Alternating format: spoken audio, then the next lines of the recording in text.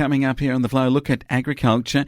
And Scott Morrison, the Prime Minister, was in Rockhampton. He announced the federal government's $371 million biosecurity package. It's part of the leaks, as they say, on Budget 2021. You can expect that there is money in this, and he says the announcement builds on the already record $888 million investment in biosecurity and export services over the 2021 financial year, including money in research, technology and community awareness. It has received some reasonably good reviews. The National Farmers Federation had asked for $400 million over 4 years. It says 371 is just shy of that.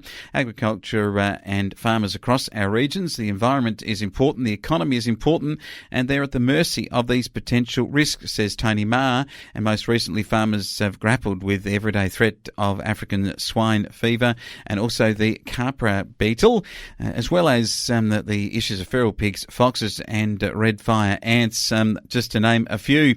Strong biosecurity is at the heart of the NFF-led goal for agriculture to achieve $100 billion in farm gate output by 2030, said Mr Mara, from its approximately $67 billion this year. But not everyone has had a positive response to it. I mean, the Ozveg has said it's welcome, but they say that funding announcements like these will help plug some holes, but it will not stop the leak in our biosecurity system unless ongoing resources are dedicated to keeping our borders safe from harmful and dangerous pests and diseases.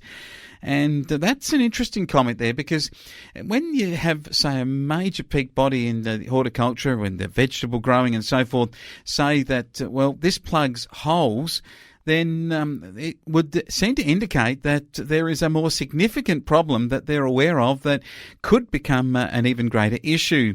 And they say that we have natural advantages due to our geographical location, but we cannot afford to be complacent, says Ozveg.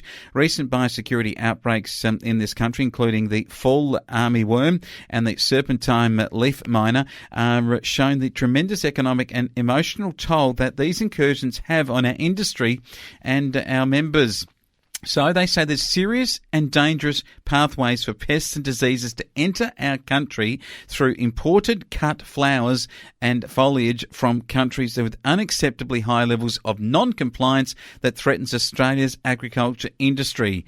That, I think, there is the statement when you consider it in whole.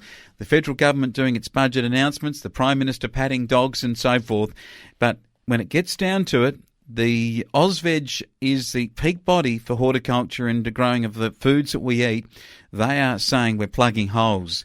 And maybe the Prime Minister needs to do a little bit more than pat the dogs, maybe plug some holes here that are still evident.